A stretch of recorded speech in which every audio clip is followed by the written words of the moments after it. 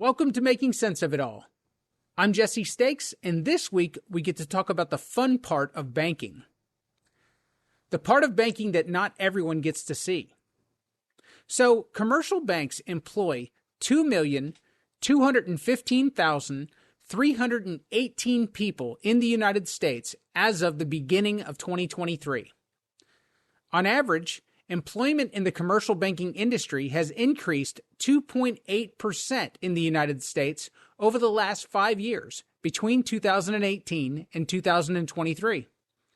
So what's your point, Jesse? Why are you talking to us about this? Well, banks employ so many people in each of our communities, and they're also in a unique position to give back. United Community Bank is headquartered in Greenville, South Carolina, and they've grown their footprint throughout the southeastern United States over the last several years. UCBI believes in the power of people coming together for good. They want to inspire, lead, and strengthen the communities that they're in. So in 2020, UCBI created the United Community Bank Foundation to support their employees' interests, contributions, and volunteer efforts in each of the communities that they work. Well, my guest this week is Moryah Jackson. Moryah is the VP of Community Development and Engagement for UCBI. I hope you enjoy this conversation as she shares a little bit about all the things that United Community Bank is doing to give back to each of the communities that they're in. Let's jump into it.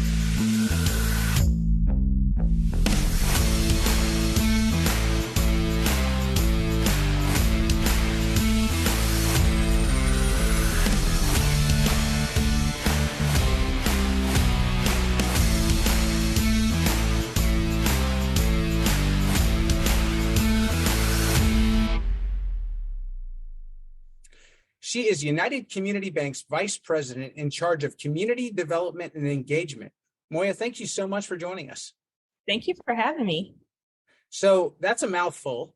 And I know that not just the title, but the responsibilities that go along with that are quite a bit. Can you tell our audience a little bit about what you do? Absolutely. I love the work that I do. I really get to make a difference in the community and help the bank. And I love that United Community Bank is the bank that service built. So really big on giving back to the community, giving back to our customers, giving back to our team. And so I have an opportunity to lead our foundation that we started a couple of years ago, lead our community engagement initiatives across the Southeast. And just really focusing on developing leaders at the bank. I'm also over our Leadership Academy and our junior board program for young people in our community. So it's really about the culture of the bank and living out our values. Very cool. Everything that you just said right there, there's so many different directions that you go with your job. I mean, you have internal responsibilities, you have external responsibilities to the community. Internally, when you talk about leadership development and you talk about growing a junior board. We'll talk about those things here shortly. But those things, especially in 2023, compared to 5, 10, 15 years ago, those things are so important for how the bank is seen externally, correct? Absolutely. I agree. And I love that we do the Leadership Academy here at the bank. We're really building a pipeline in our community. And so what we're doing is we're identifying top talent at the bank, and we're pulling teammates together from across our footprint. So you have about 20 people who come together on a monthly basis for 10 months, and they learn about their leadership style, their self. They build relationships with one another. They build relationships with our CEO and our executive leadership team. You know, what organization do you have an opportunity to sit down to dinner with the CEO? And so I think our Leadership Academy is very unique in that. And one of my favorite parts, because I'm just really big on the community, they also do a financial literacy project in their local area. So they're giving back and they're learning from their community as well. So I think it's a phenomenal program. And I'm just so happy that I get to spearhead that. Yeah, it somewhat reminds me of like a junior achievement. Would that be what it looks like for people who don't have it in their communities right now? So like volunteering with Junior Achievement, we definitely support them, and we encourage our bankers to go out and volunteer with Junior Achievement. Excellent. So, and I think that kind of goes into what your external responsibilities are. When you talk about corporate responsibility, I think sometimes banks get a a bad rap, or they get seen as kind of that boogeyman in the sky a little bit because they're such a big organization. But banks employ so many people within our communities, and they're such a part of everyday life, whether it's, every single small business that people touch, they're engaged with their bank. Their bank is helping them provide services to their clients. So can you talk a little bit about the external responsibilities that you have to the community at large? Yeah, absolutely. So before I got into banking, I mean, I really didn't think much about my bank or what my bank did in the community. But when you think about it, a bank reflects the financial health of the community that it's located in. And so our bankers are really helping people achieve their dreams. I mean, think about when you might buy your first car, you're planning to go to college, or you're buying a home, or you're starting a business, or you're saving for your future. So it's really amazing what bankers do and the connections that they have. And we're really here to help make our community stronger, more vibrant, and really improve that financial health. And so my external component is, how do we teach people to save? How do we teach people about credit? How do we teach people how to leverage their resources so they can start their business? And so I think it's a wonderful place to work at, and especially at United Community Bank. All banks are different. We know that. And so I love that we are very focused on relationships, and we're very focused on the community. And so we live, work, and play in the communities that we serve. And so we have a vested interest in making sure they're healthy, and we want to contribute to making them better. Absolutely. So I got to ask, you have a background, and we'll kind of walk through a little bit of what your background looks like, but you've been in education, you've worked with the community, but this was your first step into banking, correct? Absolutely. So in 2020, like so many people, I made a career change, and I never imagined going into banking. But Lynn Harton is our CEO, and I had a relationship with him. I've done some work with the bank before from an educational component. And he asked me, he said, "Hey, have you ever thought about being a banker?" And I was like, not really, but, I love the company. I love the organization, the leadership. And so when the time came around, I reached out to him, and I was like, you know what, I'm definitely interested in banking. So there was an opportunity available, and I was able to take advantage of it. So it's been a wonderful learning experience over the past, about 2.5 years. And again, didn't start out thinking about banking, but it really gives me an opportunity to connect a lot of my talents. So I'm able to help make a difference and help us grow and help us improve communities that we serve. So it's been wonderful. Excellent. So where did you go attend school at? So for undergrad, I went to Columbia College in Columbia, South Carolina. So when I attended it, it was a private women's college, really focused on leadership development. I actually loved my experience there. Wonderful time, learned so much. I think my favorite part about going to Columbia College was me studying abroad. So I went to the Czech Republic for a semester. I was in Prague, and it really opened up my eyes to opportunity in the world. And after I finished undergrad, very interesting. I thought I wanted to be a foreign service officer with the State Department, because I was like, hey, foreign service officers, they can travel and they work, and it's really amazing. And so I actually had a fellowship to go to graduate school. I went to the University of South Carolina and was focusing on public administration and international affairs. Well, the great thing about fellowships and internships is it gives you an opportunity to see what the real day-to-day would be like. And when I had a chance to go to Maseru, Lesotho, and see what happens in an embassy and what happens with foreign diplomacy, I was like, you know what? I don't necessarily think this is for me right now. Diplomats were being held hostage. There were some food scarcities. I had armored guards circling the compound because I stayed at the ambassador's residence, had a top secret security clearance, had to ride in an armored vehicle. And I was like, you know what? I have so much respect and appreciation for our diplomats and our military. I was like, I just don't think this is for me right now. And I decided to pursue a career in education. So what was your first job out of college then? Yeah, so I worked at Midlands Technical College, that is in Columbia, South Carolina, and it's a technical college, building the workforce. And so I was over their recruitment and community outreach initiatives. And so that was my first job out of college, and it was a great training ground for me to learn how to manage teams, connect to the community. I think I stayed there for about 5 or 6 years. So it was a wonderful opportunity and exposed me to so much and helped me meet so many people. Very cool. And so I imagine that's what you kind of figured out. You had a passion for being involved with community development and community outreach. And has your career progressed through that? I know that you were at, I believe, South Carolina Technical College, like within their college system, helping their apprenticeship program after that, correct? Yeah, absolutely. So I think early on, I found my passion for service. I actually moved around a bit when I was younger. And while I was in Maryland going to high school there, they have a graduation requirement where you need to have, I think it was about 100 hours of community service before you graduated. And so in ninth grade, my civics teacher, Mr. Howell, he actually encouraged us to not just, go volunteer at a soup kitchen or, go to a nursing home. He said, why don't you create something? Why don't you do something different and really learn from this experience? And so I actually was in student government. I was class president and I created my first community event. And so we did a walkathon, which I kind of chuckle at now. We did a walkathon where we were raising money for a nonprofit organization, the Children's Aid Society. And so it was very empowering to see how you could bring people together, raise funds for a good cause. And so that really put me on this path of how do I make a difference in the lives of others? And so, what I found throughout my career is I'm always looking for opportunities where I can add value, where I can bring people together, and where I can help make communities stronger and more vibrant. So it's been a wonderful ride. I always admire those people who, I always knew I wanted to be a doctor, or I always knew I wanted to be a lawyer. That definitely wasn't me. And so I've just worked to develop a toolkit with transferable skills. And, if there's an opportunity that looks good and fits with my values and it works for me and my family, take advantage of it. So that's how I ended up at the bank, and it's been wonderful. I think it's amazing. I mean, it's when I hear you talk and you're talking about your service projects when you're in school, it makes me think of what I did. And it's like, I can remember I was the kid who tried to find a way to okay, how can I get people to sign off on my service hours?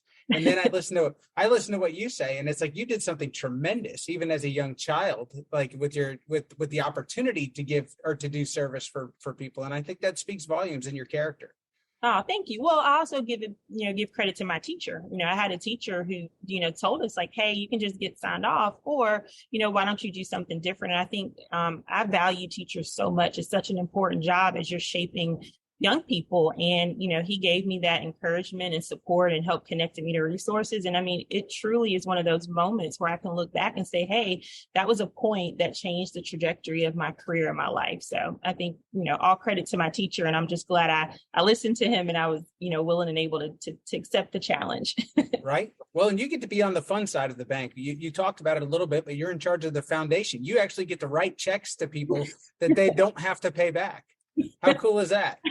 It is very cool. It's very rewarding. And, what I love most about the foundation, it's one thing to invest money, but money doesn't solve all the problems. Sometimes you need people to use their talent, their expertise to give their time. And so what I think is unique about our foundation is we're able to partner with our bankers. So our bankers are out volunteering, serving, on boards with causes that they care about that improve the financial health in our communities. And so we're able to, support them financially. And so I really love that about our foundation. We want to be a part of the positive energy that's taking place in communities. And I just really love that we're putting that sweat equity in. It's not just about writing a check.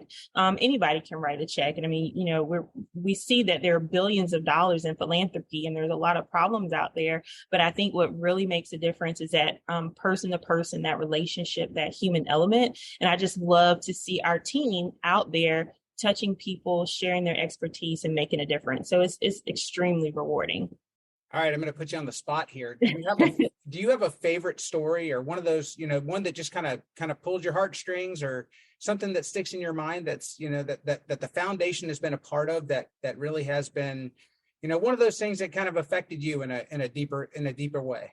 Oh, absolutely. So really excited. Last year, we deepened our commitment with Habitat for Humanity across the footprint. And, I'm a firm believer that, home is where the heart is. And so we're out building. I've participated in several builds across our footprint, but the one in particular is when we were in Greenville, and you have an opportunity to work side by side with these homeowners. And you hear their story and you hear how important and valuable a house is or the keys are. And that just gets me every time. And it was really wonderful. Our team in Charleston, for Christmas, they participated in something called Project Playhouse. So not only does Habitat help homeowners purchase a home, move into their home, get on that path to home ownership, they also understand that a home helps with children's growth and development and their stability. And so they did Project Playhouse, to where they build playhouses for kids for Christmas. And so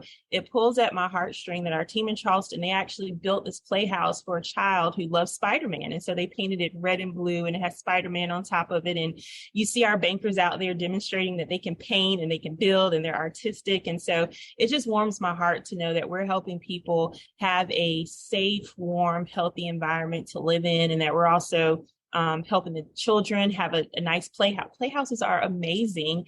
Right. And our bankers are also using their expertise. So in addition to building, we're also teaching financial literacy as well. So those stories tug at me every time. I mean, it's just wonderful when you can work arm in arm with a future homeowner and work on building this house. And so we've done that. Our bankers love Habitat for Humanity. And so we've been very intentional about deepening that commitment. And so we've done that across our footprint, and we'll continue to do that each year as well. Moryah, there's a lot of bankers I know that I wouldn't trust with a hammer, though. That's hilarious. Well, I'm very proud in Greenville, our entire senior leadership team, our CEO, they were out there building. They were on the roof. They were, tugging lumber. I mean, it was wonderful to see our team out there working. So we do have a lot that are good with the hammer, but with Habitat, you can pull something, you can give water, you can provide lunch. You don't necessarily have to build, but it's been fun. It's been really fun seeing that. That's very cool. And for those of you who follow Moryah on LinkedIn, she has pictures of the Spider-Man playhouse as well. So check it out. It's really cool. Thank you. So I'd like to jump into financial literacy. People say financial literacy, banks say it, financial advisors will say it. It's kind of a buzzword, but I think a lot of our audience and a lot of people in general don't necessarily know what financial literacy actually means. So what does financial literacy mean to you? Absolutely. So I think that's wonderful. And, me growing up, there are certain topics that you're taught not to talk about. You're not supposed to talk about politics, religion, money, all these topics. And so I think one of the things with financial literacy, it's kind of taboo to talk about money. But the reality is money is a tool. And so you have to know how to use that tool. And, for some strange reason, we think when you turn 18, there's this magic wand or this light bulb that goes off. But if you aren't taught how to use this tool before you just turn loose, there's no telling what type of decisions you might make. So financial literacy to me is, understanding how money works, understanding how you can leverage that tool, understanding the implications of, say, for example, making the investment to go to college. I mean, that's and that's usually our biggest expense when we first become adults, deciding to go to college and purchasing your first car. And so you have to understand, I need to do things within my financial means. You need to know how to, spend less than you earn. And so I think we saw in a very big way the impact of not understanding finances when COVID hit. Businesses weren't able to survive, individual households were struggling. And so it's, how do you have this conversation about money as a tool? Teach people how to use this tool and help them use money to, live the life that they want to live within their means. And so I think bankers are the best people to teach about money and financial literacy, because they really see and understand different circumstances, and they hear people in different stages of life, buying a car, going to college, purchasing your home, saving, investing, starting a business. And so I just think it's really wonderful that our bank is focusing on financial literacy and helping the people in our community. Right. And I feel like if you want to figure out if you truly understand something, teach it to somebody else. Absolutely. Yeah. And I do believe that there's such an opportunity for banks on the side of banking that you're on, as far as engaging with the communities, deepening the relationships with communities. There's such a tremendous opportunity. You guys are going into other markets as well right now. I know that a lot of the stories and a lot of things you shared are in the Carolina markets, but United Community Bank is stretching its legs a little bit. You guys have some new markets and some new banners that are going to be coming up in 2023, don't you? Yeah, absolutely. So we're across the Southeast. We're definitely growing. So North Carolina, South Carolina, Georgia, Florida, Tennessee, Alabama. And, we're just really happy to be in this area. And again, to be able to contribute to the growth in these communities and help people, not just survive, but we want to see people thrive. And we want to be a part of the positive energy of growth and people accomplishing their dream. So I foresee Moryah being on a plane quite often in 2023. Yeah, I'm typically on the road a lot. I love it. I work to get out across the footprint often, and it's really fun. Like I love meeting people. I love hearing the stories, and there's just amazing things happening across the footprint, and just to see the similarities and the differences. So it's just really good to be able to learn and grow together. No doubt. Well, you just have to pack your work boots and your blue jeans. Yes. So if people want to learn more about you, if they want to learn more about United Community Bank and their foundation, how can they find out more information? Our best place is to go to our website. And so we have a tag on our website where it says community. And so you can see what we're doing in the community. And of course, people are welcome to follow me or connect with me on LinkedIn. I work to post frequently, but we just love for people to learn more about the bank, and just really happy to be a part of an organization that wants to build relationships, give back, and really help people thrive and help their dreams come true. Wonderful. Moryah, thank you so much for joining us. We hope to have you back soon. Thank you. It was a pleasure. Happy to come back anytime. Banks really are such a vital part of each of our city's ecosystems.